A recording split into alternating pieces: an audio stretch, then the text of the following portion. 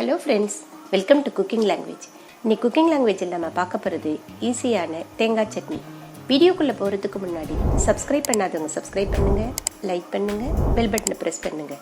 அப்போ தான் நான் போடுற அடுத்தடுத்த வீடியோவை உடனே உங்களால் பார்க்க முடியும். வாங்க வீடியோக்குள்ளே போகலாம்.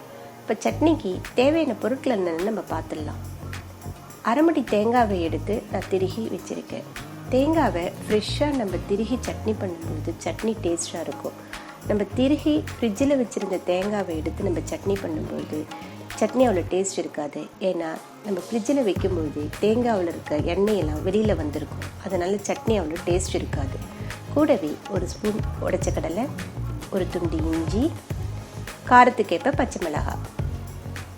இப்போ நான் ஒரு மிக்ஸி ஜார் எடுத்துக்கிட்டேன். அதில் நம்ம தேங்காய், உடைச்ச கடலை, இஞ்சி,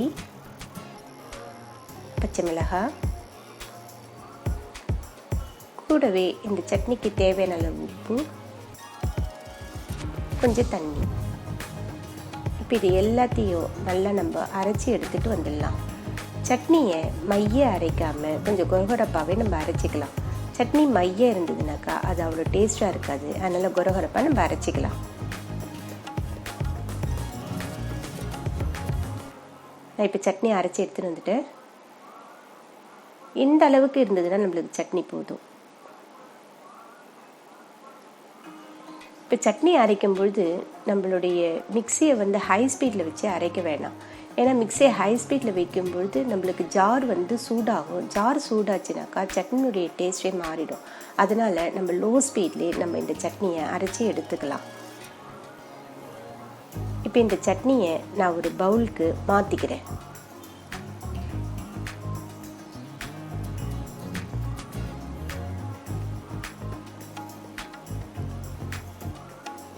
சட்னி நான் ஒரு பவுலுக்கு மாற்றிட்டேன். இப்போ இந்த சட்னிக்கு ஒரு தாளிப்பு ஒன்று போட்டுக்கலாம்.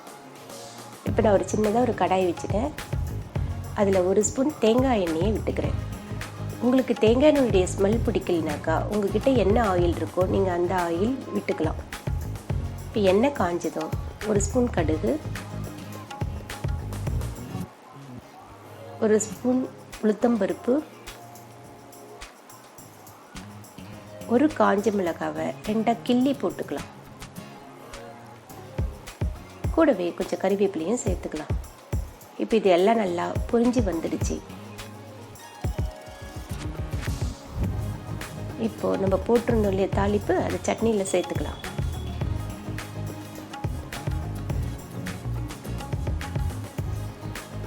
இப்போ நம்மளுடைய ஈஸியான தேங்காய் சட்னி ரெடி ஆகிடுச்சு. இப்போ நான் பச்சை மிளகாய் வச்சு அரைச்சேன் இல்லையா, உங்களுக்கு பச்சை மிளகாவுக்கு பதில் நீங்கள் காஞ்ச மிளகாவும் சேர்த்து அரைச்சிக்கலாம். இப்போ நம்ம இஞ்சி வச்சோம் இல்லையா, அந்த இஞ்சி கூடவே ஒரு பல் பூண்டு, ஒரு சின்ன வெங்காயம் அதையும் சேர்த்து நீங்கள் அரைச்சிக்கலாம்.